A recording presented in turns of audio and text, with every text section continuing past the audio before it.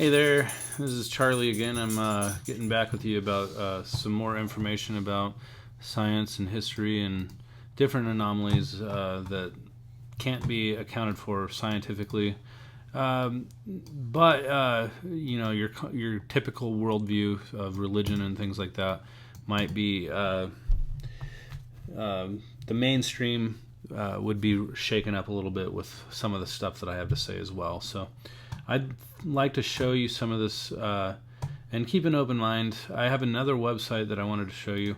It's called s8int.com, and I actually pulled up the little file folder that refers to dinosaurs. Now, these are scientific anomalies because you can say scientifically dinosaurs are thought to be millions of years fallen, passed away or whatever, and extinct, and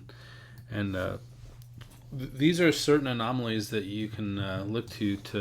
I'm sure you've probably seen pictures in the past, and some of you might be skeptics and say, "Oh, well, I don't know about that." And anyways, but here's a picture of what I actually thought was a plesiosaur as well. It wasn't just what this is saying. It says this apparent plesiosaur specimen washed ashore in Monterey Bay, California in 1925.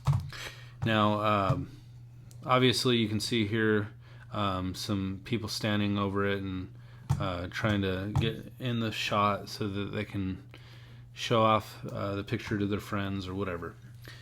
But it looks like the neck and the head of a plesiosaur, severed from the body. Now, down here you can see an unusual creature that looks like a halfway decomposed something. And I'm not going to say it's a dinosaur per se, but they say that this is approximately 50-foot long creature washed ashore in Scituate Harbor, Massachusetts. Now, I'm not sure what that is. I've never seen the picture, but I have seen this next picture. It shows what looks like a plesiosaur too. Now, you can see here the neck, the head. Here's a flipper, and they say that this thing was 32 feet long, weighing 2 tons.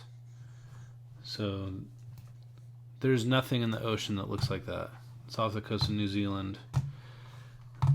Do you have any guesses? I think it's a dinosaur. So anyways, I don't know what this is. Looks kind of weird to me. People say that might be a little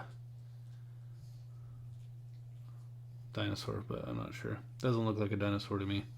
Looks just like a lizard or something fake. But anyways, and then you have petroglyphs and things like that you can see the people that fought off large dinosaur looking things, and of course our famous Paluxy River, Texas dinosaur tracks mixed with human footprints. So this is just a website that gets into some of the details. Now look at the bottom of this web page. There is over 48 different pages of archived information of dinosaurs that lived with man. And on obviously you could probably be a skeptic and say, well, all that's fake or whatever. But you can't really say that to everything. Take a look at this stuff. Here's an old picture from the 1800s probably. Looks like a pterodactyl, pterosaur, something of that sort. And basically all this stuff. Now some of these are fake, I will say. Now this one though, I believe is not fake. This is something that was taken over in, I don't know if it was New Hampshire, Lake Champlain. This shampoo, they call it the champ, or it's like the Great Lakes Loch Ness monster. They say that this is possibly a plesiosaur as well, and seems that there's a trend here with plesiosaurs, and I just thought that these are very, very interesting. A lot of archived information. Um, you know, I might even take your side on a lot of these when it comes to being fake, but I'm just telling you, you should look at this website. It's very informative. Let's see if I can navigate through this thing here. I guess this anaconda is pretty big. I mean, these things are alive today, and I'm not sure exactly how big that is, but 20 feet, I think. There's a lot of information. I would recommend just looking at everything on this website. This is an example of just the dinosaurs that lived with man. Now, on the same token, I thought I'd show you a little more about this website because this is going to show dinosaurs in literature and art and history. Because there are a lot of people or historical items that have been found that talk about dinosaurs. So like this, for instance. You can't tell me that doesn't look like a dinosaur. That one may be like some weird lizard, I'm not sure. But this too. Those are little things that were found in Mexico, I think. And almost look like little toys. Now, the Ica stones are very popular. People have done a lot with these. If you just look up Ica stones on, just Google it, you'll find tons of stuff on Ica stones. If you're going to be a skeptic of these, you're just an ignoramus. You don't even want to learn new information. You're just as bad as the freaking mainstream scientists out there that are trying to preserve their theory, because there's different things. There's a lot of anomalies out there that can totally debunk. So just to to look at a few more here. I'm just showing you pictures. That's not saying what things were actually found. I mean, documented, I should say. And this kind of brings me to the next point. These are dinosaurs. The book of Job in the Bible speaks of the Leviathan and the behemoth and Leviathan. Now, they're described as what is thought to be like a brachiosaurus, or some sort of, I guess they call it a sauropod or something, and also some water-dwelling dinosaur, possibly. Now, I think they also mentioned something about a cockatrice. Now, obviously, and also dragons. I don't know how many times they mentioned dragon in the Bible, but any of you who think that the Bible is fraudulent or just some sort of theoretical or just fairy tale or whatever,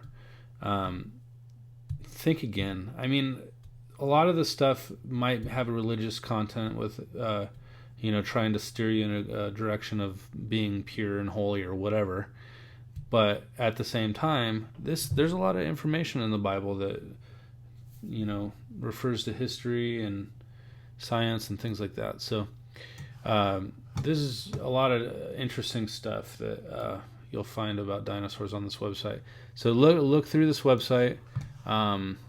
So these first few ones are talking about dinosaurs. Now, the next one I really wanted to point out was were there giants on the earth in those days? Now, at first glance, you might say, oh, well, I would just think that there's not. just because nobody's found any skeletons or whatever. And all they can really account for are the people that, you know, I guess the people today that are like 7 foot tall, or maybe even 7'6" or 7'7", even 8 feet tall. Or in this picture here, you'll see David and Goliath. Now, Goliath was probably about 8 or 9 feet tall, and that's based on what the Bible says. Let's see. Now, this is where it actually gets into some interesting stuff, because you'll see like this. Here's a regular sized human skull, and here is a human skull that was found in a rock. Looks about three or four times bigger, maybe, or if you want to call it 2 times bigger. But I don't know. What do you think? Anyways. Hey, I'm back. I had to take a quick break. Okay, so this is talking about actual bones that were found of humans that were oversized, like 10 or 12 feet tall. Obviously, the picture you see there is a femur that's probably 2 or 3 times larger than a normal sized human femur. And so that would basically prove that about 12 feet is reasonable. Now, again, you could probably argue that that's probably not real, but there is a lot more content within this. Take a look. This is a mummy or sarcophagus that was found of somebody who was, and this is from December 1895, and what do they say? Something like 15 or 16 foot. That's a train car right there. Here's that same femur that was, you saw that guy holding, footprint. If you looked at this website, you would see all the interesting stuff that is in here talking about giants. So anyways, obviously there's a lot more information here, like Noah's Ark. In fact, I have a lot of really cool Noah's Ark information, and I'll get into that on the next video. So thanks for watching.